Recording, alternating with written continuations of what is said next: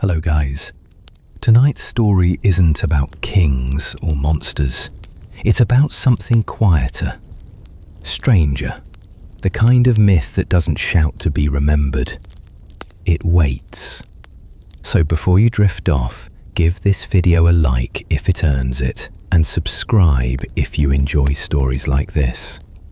Now, turn off the lights, maybe light a candle, because tonight, we're headed deep into the woods, not just any woods, the kind that remember. And at the center of it all, a house no one can explain because it never stays the same. Congratulations, you've just stepped into a story that hasn't been told in 1,000 years. They say the woods west of Aiden Hollow are the kind that remember. Not in the way a book remembers, pressed in ink and bound in leather. No, these woods remember the way an old dog remembers the scent of home, or the way a song can bring back tears from 50 years ago. The trees whisper names they've never been told. The wind hums lullabies that no one taught it. It's a place where stories root deeper than roots, where memory and magic dance in the same breath. And deep in those woods, hidden where even the moon has to squint to find its way, there stood a house that changed every night. It never stayed the same. One dusk, it might look like a worn-out fisherman's hut, with driftwood steps and salty wind chimes.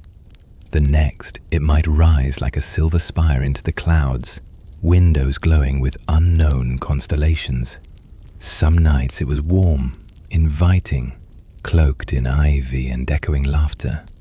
Other nights it stood silent as a tomb, its door a mouth too afraid to speak. No one knew who built the house, or if it was ever really built at all. But the house, it waited, it watched, and one autumn evening, when the sky was bruised with twilight and the air carried the weight of wood smoke, a wanderer stepped into its story. His name was Bran. Bran was not a hero by trade, nor a thief, nor a knight fallen from grace. He was a listener, a true one, the kind of soul who could sit quietly in a room and make silence feel welcome. He'd wandered for many years, from frozen cliffs to sunburnt coasts, collecting stories like seashells in his pocket. Not for gold, not for fame, but because he believed some stories didn't want to be forgotten. They just needed someone to remember them.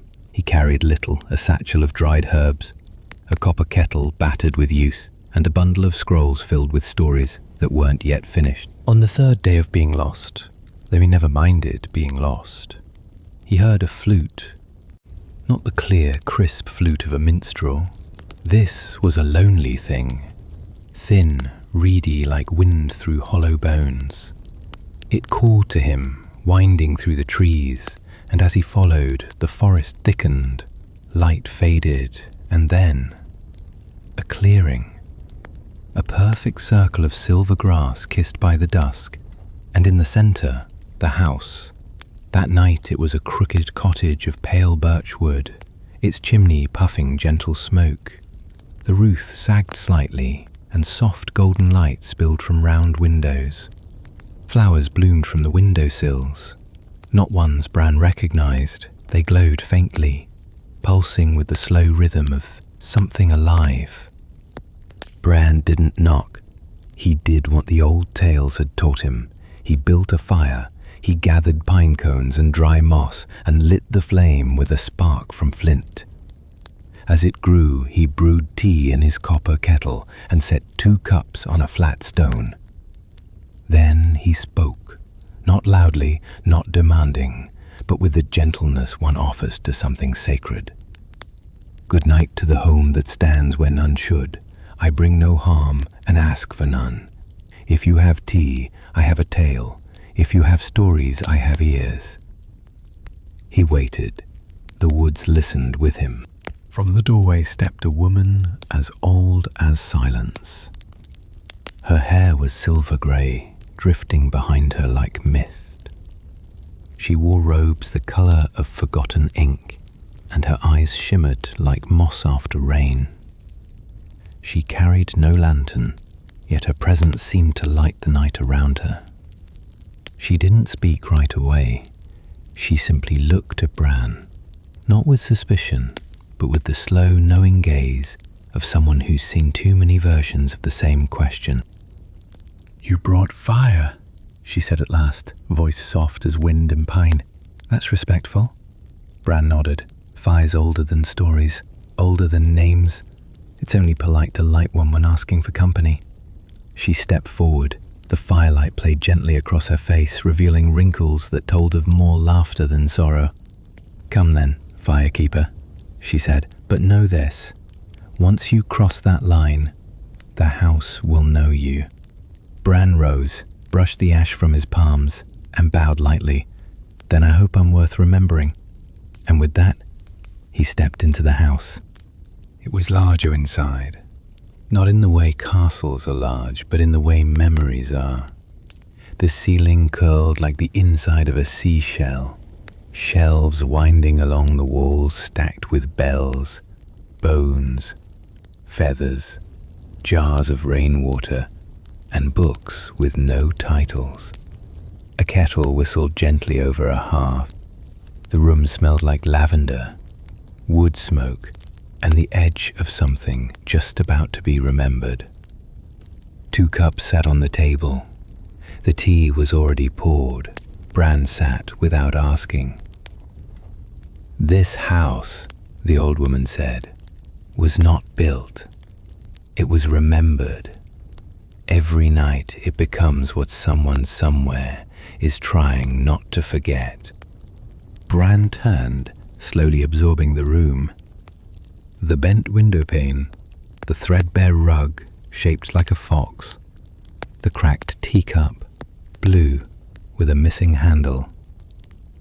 "I know this place," he whispered. "My grandmother's cottage." The old woman nodded. "She used to sing to you during storms." Bran's eyes stung. He hadn't heard that song since he was 7. "The house remembered it," she said, "because you did." That night, Bran did not ask questions. He drank the tea, which tasted of thyme and summer rain, and listened. The woman told him the story of the very first memory the house ever held. A dream of a boy who wanted to touch the stars and fell into the sky instead. She told it not as a lesson, but as a lullaby. When the fire grew low, she tucked a blanket around Bran, one stitched with constellations and lined with pine needles, and said only, "Sleep. The house will carry you." Bran dreamed of a hill where the grass hummed lullabies and stars wept into a lake that had no bottom. When he woke, the house had changed. The cottage walls were gone, replaced by smooth obsidian stone. Candles floated mid-air, flickering blue. The furniture was carved from bones, not gruesome but regal, like the bones of dragons too noble to be feared. The air tasted of ink and thunder. The woman was gone. In her place stood a figure in a robe of feathers, face hidden behind a silver mask shaped like a raven's beak. "You are the guest," the figure said. Bran nodded, wary but calm. "I'm the one who listened." The figure tilted its head. "Then listen now." And it began to speak. That night Bran heard the tale of the Raven King, who stole the moon to impress a dying god and lost his voice for 1,000 years. A story told entirely in images, shadows on the wall, sounds that weren't quite words, and emotions that rose from nowhere. By the end, Bran felt as if he had lived it. He slept without knowing he had closed his eyes. When Bran awoke, the sun poured in from a skylight above a spiraling tower of books. The house had become a library. Not a library made by hands, but one born from dreams. Every wall was made of shelves. Books hovered mid-air. Pages fluttered like wings. Letters whispered as he passed. Some books glowed, others wept quietly. A girl, no older than 12, with ink on her cheeks and eyes sharp as flint, appeared from behind a moving ladder. "You're new," she said. "I suppose I am," Bran replied. She didn't ask his name. She simply handed him a scroll. "Today, the house wants you to remember a question." He unrolled the scroll. It said, "When you are forgotten, who remembers your dreams?" He blinked. The girl had vanished. He spent the day reading, not to learn but to remember. He found stories about gods with names too long to speak aloud, of rivers that swallowed time, of warriors who died laughing and children who tamed monsters by telling them bedtime stories. And somewhere between the pages, Bran began to wonder if this house had a story of its own. That night, he didn't sleep. He listened to the floorboards creak with ancient voices. He whispered a thank you to the books, and he swore the house whispered it back. On the 5th night, the house was a tree, not built into one, made of one. The walls were bark, warm and pulsing. The stairs were roots curling upward toward a canopy of stars. Fireflies lit the path like hanging lanterns. Bran climbed slowly. At the top he found a woman made of leaves, sitting beneath a branch that bore both blossoms and snow. She didn't speak. She placed a crown of bark and twine in his lap. When he touched it, memories rushed into him, not his own. A city lost to sand, a man who wept into the sea until it turned to salt, a mother who became the wind to escape grief. Bran gasped. The woman pressed a leafy hand to his heart. "You carry them now," she whispered. "Who are they?" "The forgotten," she said. "The house cannot remember everything. It needs a keeper." Bran sat in silence. He realized he had not thought of leaving in days. On the 7th night, the house did not become a tower, or a tree, or a hall of glass. It became Bran, not the man, the memory. The walls were echoes of his footsteps, the halls lullabies his grandmother used to sing. Every shelf was a story he had carried from village to village. Every shadow whispered his name, not in fear, but in gratitude. He walked through it slowly, gently touching the walls. At the heart of the house sat a mirror. It did not show his face. It showed everyone he had listened to, the weeping gods, the dreaming books, the Raven King, the girl in the library, the leaf woman, the old lady in the cottage, all of them, looking at him, smiling. "You are the story now," the mirror said, and he believed it. Bran sat by the hearth, now back to its first form, crooked, crackling, gentle. He poured tea for two, though no one sat across from him yet. The steam curled upward like a spirit rising, and the flames in the hearth flickered as if recognizing the rhythm of something eternal. He didn't speak aloud, not this time. He only listened, and the house too waited. Outside, branches creaked, leaves whispered. The fire popped gently as if leaning in to hear better. And then softly, footsteps on the grass. Another traveller. She looked young, but not fragile. Her boots were worn with salt and clay, her cloak heavy with mountain dust. She paused when she reached the edge of the clearing, eyes scanning the cottage, the fire, the man beside it. And then something in her gaze softened, like recognition or permission. "You came far," Bran said finally. She nodded, her voice hushed with the chill of night. "Far enough to forget what I was looking for." Bran smiled and gestured toward the empty cup. "Then maybe the house hasn't forgotten you." She stepped closer, sat cross-legged beside the hearth, and took the cup with quiet hands. Her name was Ellen, and she didn't ask who Bran was. She only said, "I dreamed of this house when I was 12. My mother said it was only a fever." Bran chuckled. Some fevers are just invitations. Ellen looked up, eyes catching the glow of the shifting roof above them. Will it change? She asked. Again? Bran nodded. It always does, but not all at once. Sometimes it changes slowly, like how grief turns into memory. She sipped her tea. Then I'll wait. That night, the house did not twist into towers or spiral into stars. Instead, it breathed, slow, steady, and warm. The hearth grew deeper, its flames taller. The shelves blinked open eyes and closed them again. The walls pulsed gently, like lungs made of wood and memory.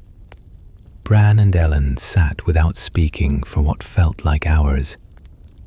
And then, the house began to hum. The 8th night came with no wind, no sound, only stillness. Bran stepped outside expecting change, but the house hadn't transformed. It looked the same as the night before, crooked, ivy-laced, lit by warm golden windows. Yet something was different. The forest around it had shifted. The trees stood straighter, closer, as if they were listening more intently. Bran circled the house, feeling the hairs rise on his arms, and then, there, beneath a root curling from the foundation, he saw it. A door, half hidden in moss, much smaller than any human door. He knelt, brushed the moss aside. It wasn't wood. It was carved bone, inscribed with runes he didn't know, but somehow understood.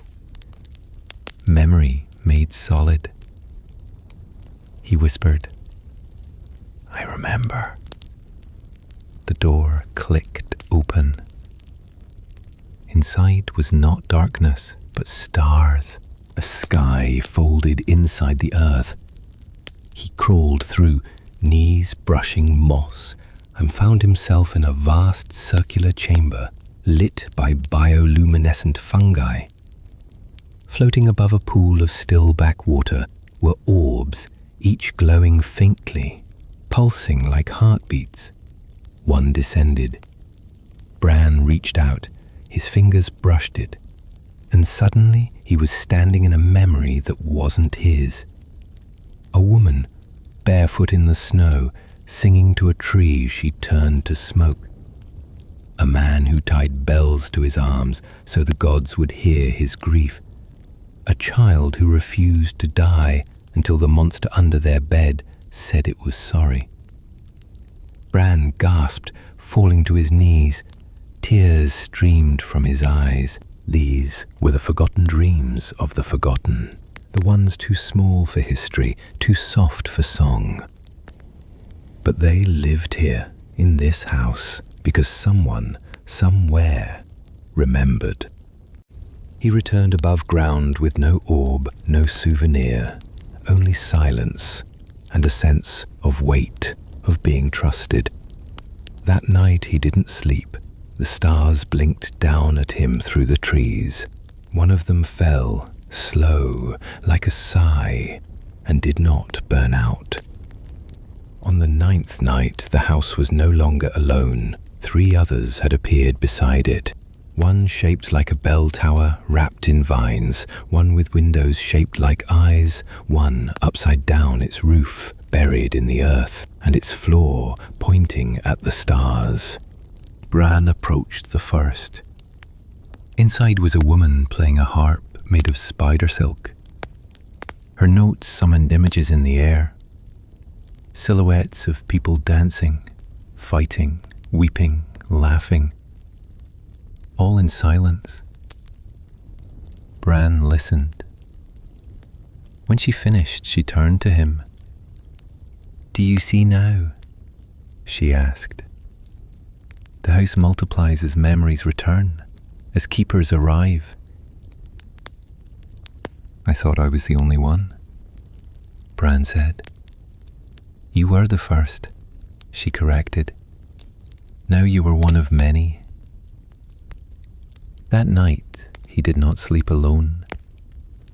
Around the fire, other wanderers sat, a one-eyed man with calloused fingers, a boy who never spoke but drew constellations in the dirt, a woman who smelled like libraries and salt.